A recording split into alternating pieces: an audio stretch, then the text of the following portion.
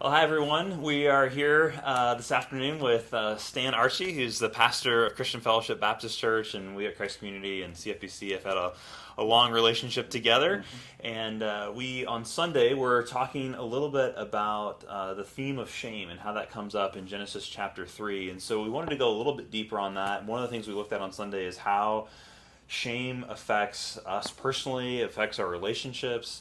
And that plays out in all kinds of ways. And so many of you may know this, but some of you may not. In addition to being senior pastor at Christian Fellowship, Stan is also a licensed counselor, has a counseling practice. And so wanted to talk with him today a little bit about shame and how that plays out in relationships, especially in the context of counseling. Oftentimes when people come in, whatever the presenting issue or the kind of the symptoms are, oftentimes shame is a big part of any counseling situation. So I wonder, Stan, can you just talk to us a little bit about shame, how you see that playing out, how you help people work through shame in their lives? Yeah. All right, and so there is a lot of research on shame recently, and I'm sort of a nerd in the way that I enjoy doing research on human behavior and impact of humanity. And shame is a topic that we talk about a lot now. And I want to start by really talking about the distinctive difference between shame and guilt. Guilt is really defined by my actions. Okay. So it's something that I do, something that I did, but it does not define my person. And so guilt is easier for me to take to God and say, this is what I did. And so the restoration is restoring me to the place where I can be trusted again. Okay. Shame in a different way is a definition of self. And so the reason why shame is such a different struggle is because you don't feel like I can go and ask for forgiveness for something that I'm ashamed of. Because if it is a definition of who I am, or if it contributes to my self-identity, then that means that there is no way I can undo who I am. Yeah. And so therefore, when our guilt morphs into shame, then we have much more of a chronic problem rather than an acute problem. And so therefore, trying to work your way out of that is very different. If you think about Genesis, in Genesis they were shamed because they did not have any perception that God could forgive them for the crime that they committed. So they didn't view themselves as, I've done something that disappointed God. They viewed themselves as, we are now people who are disappointing to God. And so that's kind of the distinctive that you see whenever you look at the two. Yeah, that's interesting. I was reading a devotional during Lent, and it kind of asked the question of, what do you if you just right off the top of your head, you said, what does God think about you? And for me, that was disappointment, that God's disappointed with me. And then the paragraph went on to say, and many people would say either disappointed or angry. That's how how God thinks of us. And so that's true for me. That sense of, I think Kurt Thompson, someone we've been reading a lot, wrote a book on soul shame. Just even the sense of, I am not enough. But again, it's something that's wrong with me, not just something I've done, but that I'm not enough. I'm not capable. There's something wrong with me. Yeah. Well, what if I posed the question to you and said, what do you want your kids to think you think of them? That they're loved no matter what. That I always want their best. That there's nothing they could do to ever, make me think anything.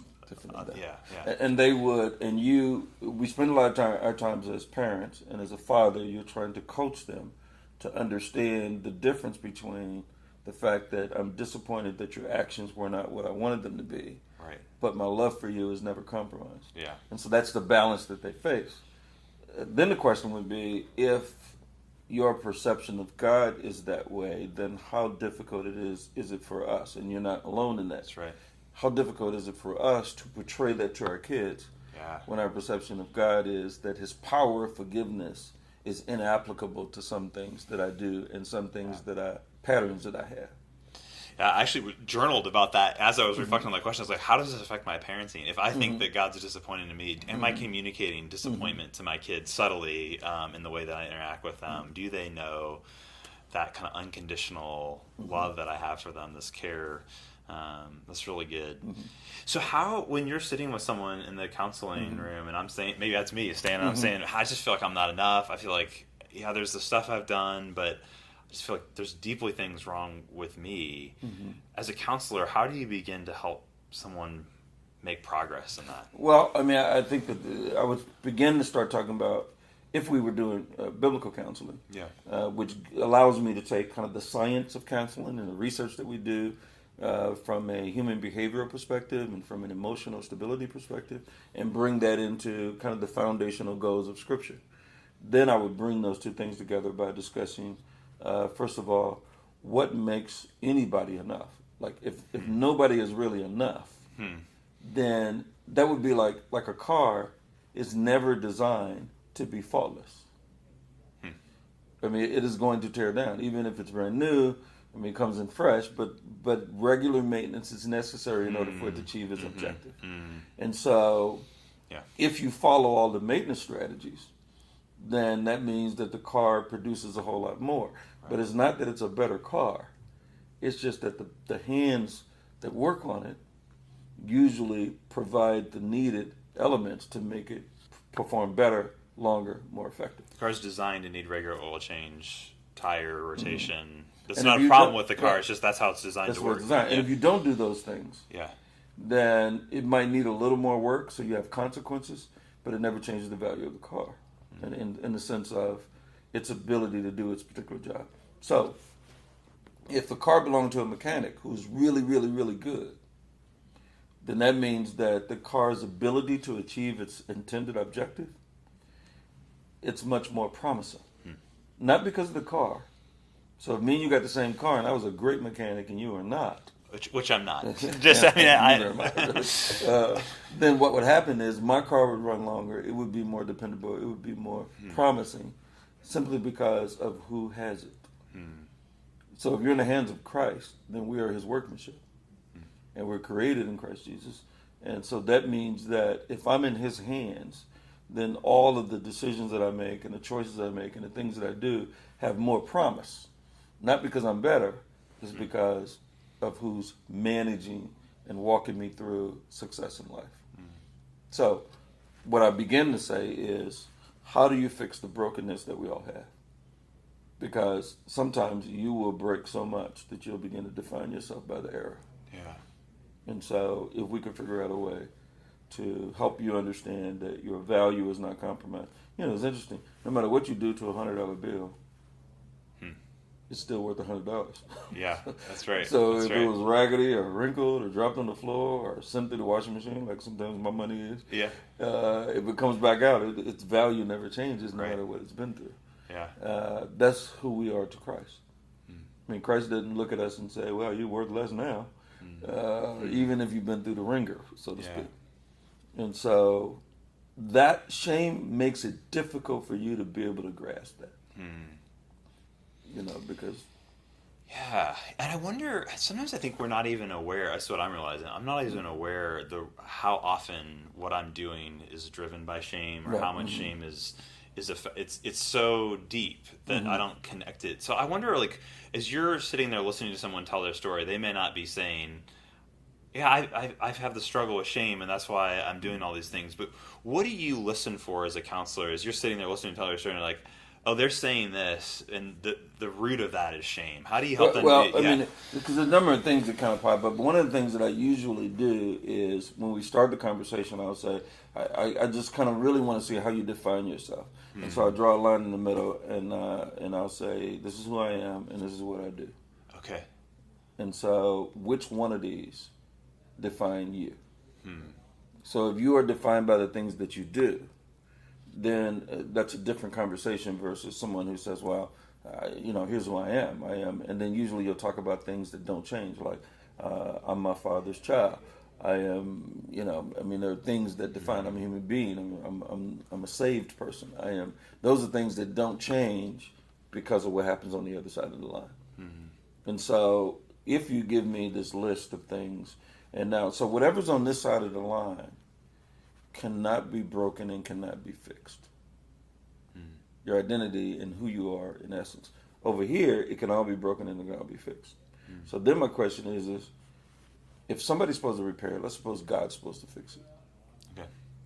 Do I think that I have sin and mistakes and errors that are so big that God is not good enough or doesn't have the ability or not powerful enough to fix it?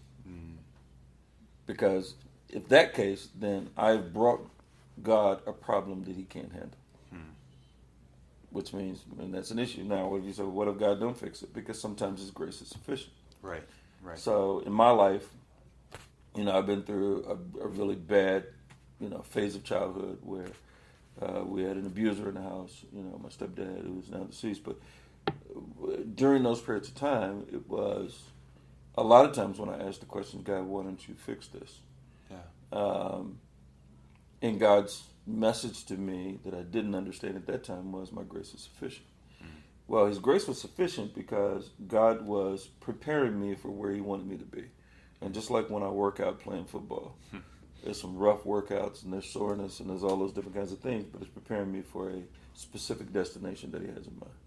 So my ability to understand shame has to do with me facing some of those other elements that was before I even had the ability to mess my life up. I was suffering the consequences as if I was messing my life up.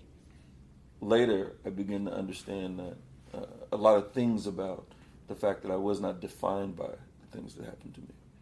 And being able to deal with that issue of being ashamed of the secrets that I had to keep as a child. And recognizing that those things are not who I am. Those are things that happened to me or things that I did. Helped me begin to understand that all of those things on that side, Christ can work with. Yeah. All of these things over here, he's given to me to define who I am. Yeah. Well, Stan, as we get ready to wrap up here, maybe just like one final question for you, and that would just be, if someone's watching this and this is striking a chord, or they were at church on Sunday and they're like, man, I have this shame, this is clicking for me. I think this is what I'm dealing with. Maybe just like, what's the next step? What's the very next thing? Here's the biggest thing. I think you are defined by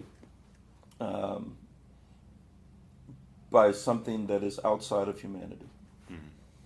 So that means that when they look down at you, they're defining who you are. And God has defined who all of mankind is. And he has one kind of rebuttal, and that is Satan. Satan is trying to convince you that your errors have redefined who you are. And God is saying, no, you do not have errors that can undo how I've already defined you. And so if you can recognize that your definition doesn't come from what Satan has accused you of, but it comes from who God has initiated you to be, then we can be restored by accepting Christ and by following his pathway. Those are the things that make us more complete again. Now, will you not make mistakes? Yeah, you need regular maintenance. You need to go to church. We need regular maintenance on a regular basis. And even if you have regular maintenance, parts fall apart. Yeah. However, if you're in the right garage, then that mechanic can put you back together, and his grace is always sufficient. If you're in the wrong place, then you will mistakenly believe that you're a no good vehicle because you don't have a good mechanic. So I would probably say the strategy is not working with this new definition of me. It is holding to the old definition and beginning to overcome the things that attempted to make me redefine myself. And that is moving shame out of the way, recognizing guilt, but moving shame out of the way, because guilt is what you do. Shame is when you've mistaken what you do for who you are, like Adam and Eve did. Hope that makes sense. Yeah. Thanks so much, Stan. This is really, really helpful. All right.